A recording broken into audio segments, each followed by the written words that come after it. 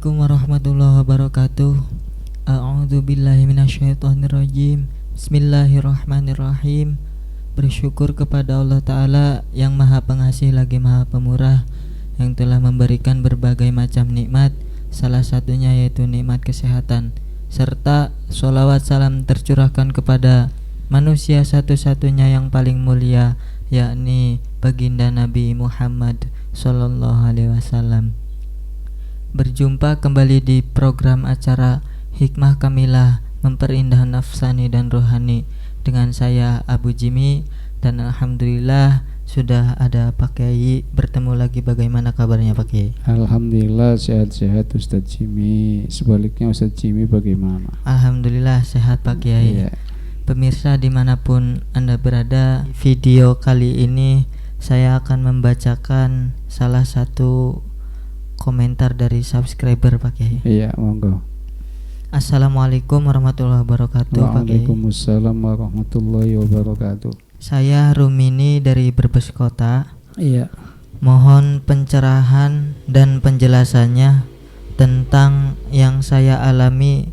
Saya 3 bulan haid berlanjut istihadhah, terus saya sudah ke dokter, katanya hormon kacau. Obat sudah saya minum tapi masih tidak ada perubahan.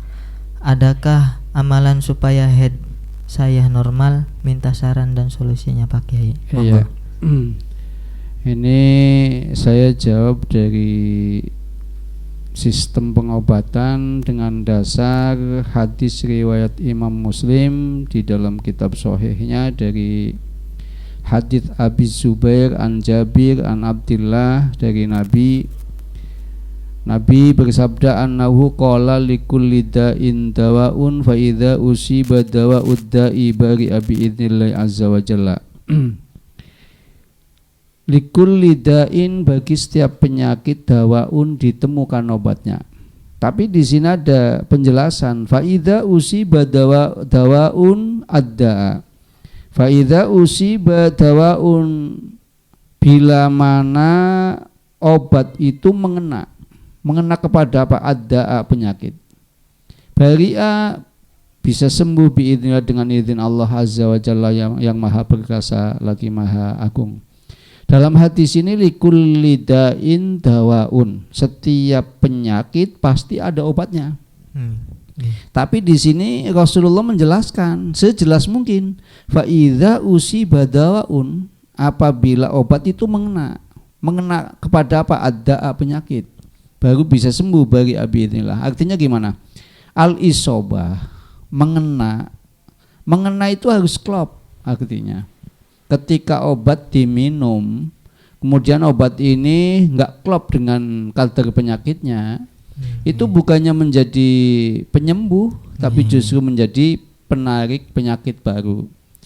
Nah, coba kita lihat dalam tulisannya Ibnul Qayyim al-Jauziyah di dalam kitab At-Tibbun Nabawi halaman 9. Di situ Ibnul Qayyim al-Jauzi menuliskan, fa innad dawa'a mata jawaza darjatad da'i fil kaifiyati aw zada fil kaifiyati aw zada fil kamiyati ala ma yambagi naqalahu ila da'in akhara. Ini bahasa ini sangat penting sekali untuk kita supaya memahami bahwa obat ini sangat berbahaya ketika tidak klop. Ini tafsir dari usi badawaun adda'a. Fa innad dawa'a, sesungguhnya obat, mata jawaza darjatad da'i, ketika melewati derajat penyakit, fil kaifiyati, dalam kondisinya, aw zada fil kamiyati, atau bertambah dalam dosisnya, alama yang bagi, yang tidak penting, naqalawila da'in akhara, maka akan memindahkan dari satu penyakit ke penyakit yang lain. Artinya gimana? Obat ini harus klop dengan penyakitnya. Misalkan kapasitas penyakitnya itu 50%, obatnya hanya 49%, ini enggak klop namanya. Ini hanya paling menjadi pereda dan nanti akan menarik penyakit baru.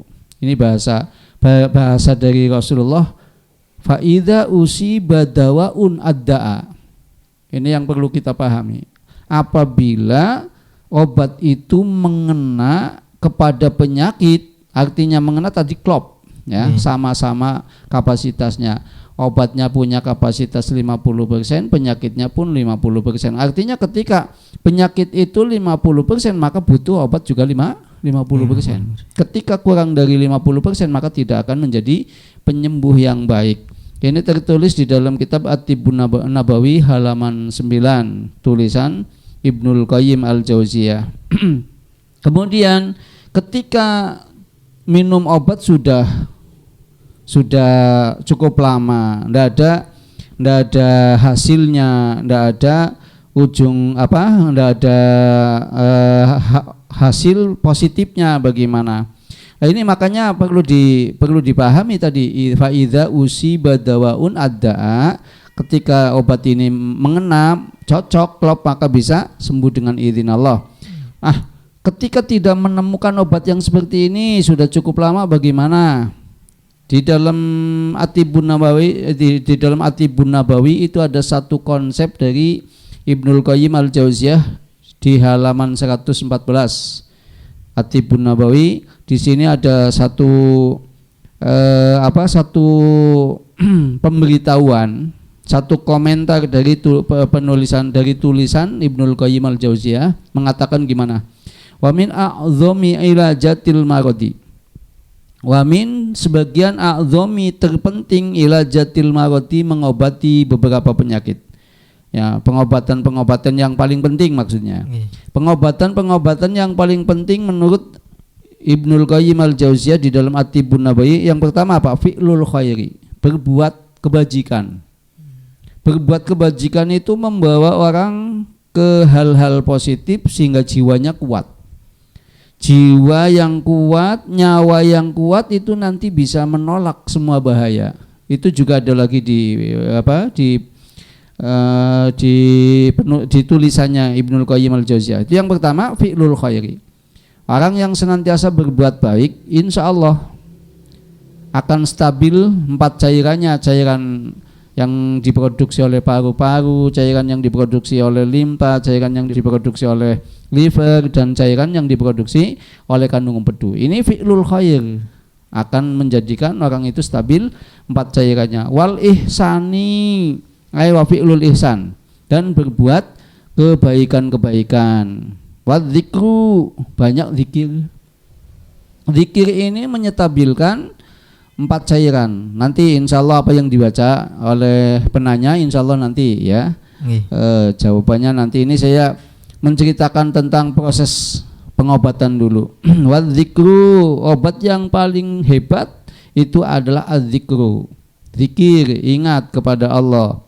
Kemudian wad du'a'u, doa kepada Allah. Wat tadarru'u, merendahkan diri serendah mungkin di hadapan Allah. Wal ibtihalu, ibtihal itu berdoa sepenuh hati, itu namanya ibtihal.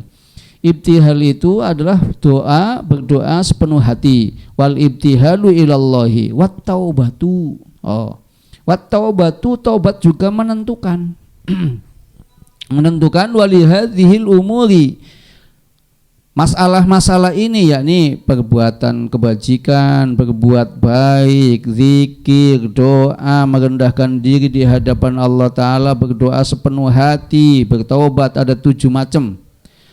Ada 7 macam ini adalah ta'thirun fi daf'il ilali, sangat berpengaruh di dalam menolak beberapa penyakit. Wa husulis syifai, dan menghasilkan kesembuhan. A'zamun minal adwiyati tabi'iyati, itu lebih besar daripada pengobatan secara karakter.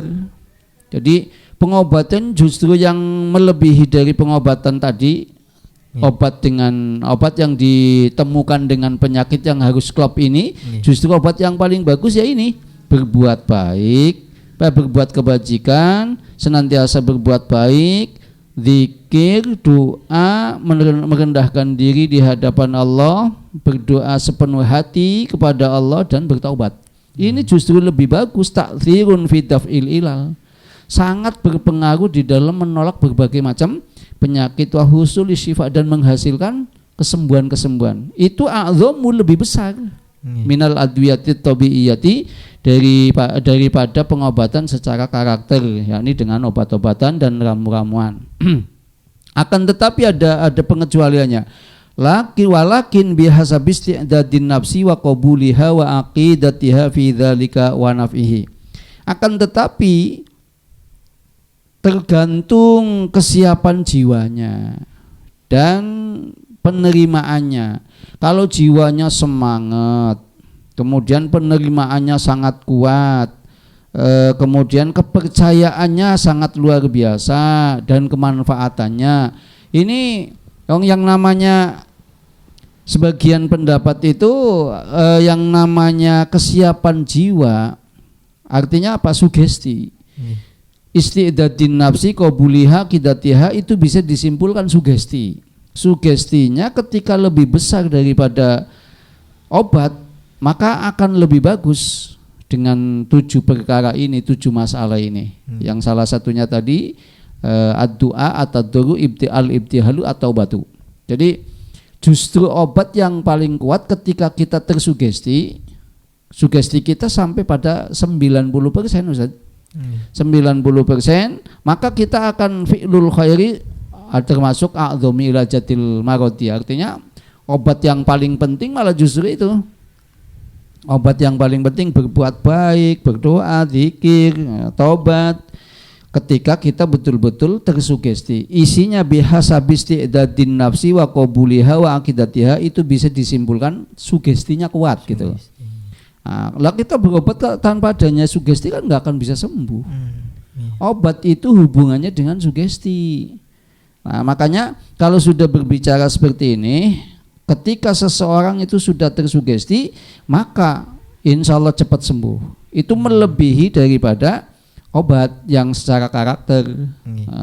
Nah ini kalau dalam hadis kan faida usiba dawaun ada, berarti ini berobat yang secara karakter gitu loh. Secara kedokteran penyakit 50% ya harus dilawan dengan obat yang kapasitasnya sama 50%.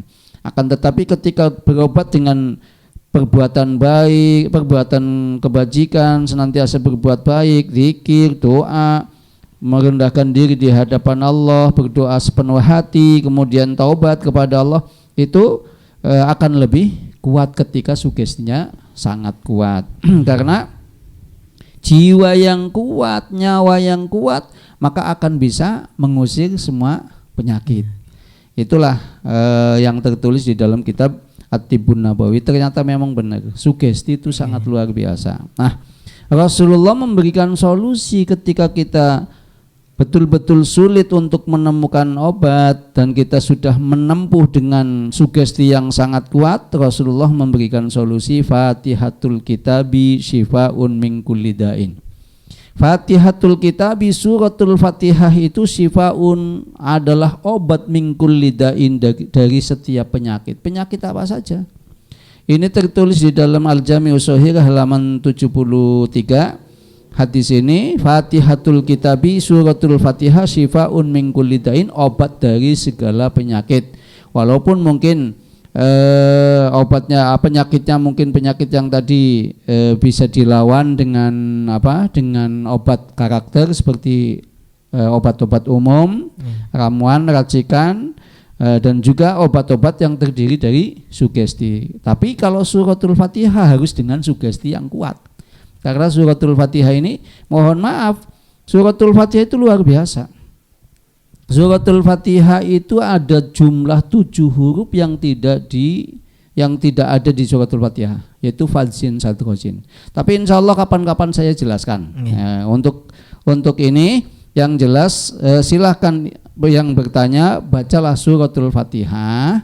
Caranya silakan pakai habis sholat dibaca 1 kali ya monggo, kemudian misalkan diperbanyak juga monggo. Setelah selesai baca Fatihah baru mohon kepada Allah, ya Allah, sebab barokah suratul Fatihah ini saya mohon disembuhkan dari penyakit apa. Itu diakhiri dengan doa. Jadi simpulannya hormon yang kacau itu harus dihadapi dengan fi'lul khairi, ya, berbuat kebajikan, Wal ihsani senantiasa berbuat baik, wadzikru banyak berzikir, ad-du'a banyak berdoa, wattadarru merendahkan diri serendah mungkin di hadapan Allah, wal ibtihalu ilallah berdoa sepenuh hati, wattaubatu dan taubat. Itu ada tujuh cara untuk supaya bisa menyetabilkan hormon. Hormon itu dari perubahan dari salah satu 4 cairan itu. Di dalam Al-Hikmah fit Tibbi wa Rahmah ya, tulisannya Abdurrahman Asyuti mengatakan gini, biha qawamul badani, dengan adanya 4 cairan ini yang diproduksi oleh limpa, liver, kandungan empedu dan paru-paru, qawamul badan bisa berdiri tegak. Wa minha solahuhu, dari 4 cairan yang stabil solahuhu badan menjadi sehat. Wa minha fasaduhu, dan dari 4 cairan yang rusak fasaduhu banyaklah penyakit di situ. Nah, saya kira cukup untuk penjelasannya. Baik, demikian penjelasan dari beliau. Pemirsa dimanapun Anda berada, banyak sekali manfaat yang dapat diambil. Sebelumnya terima kasih Pak Kiai sudah datang, dan semoga sehat-sehat selalu Pak Kiai. Amin. Saya dan Pak Kiai pamit undur diri. Wassalamualaikum warahmatullahi wabarakatuh.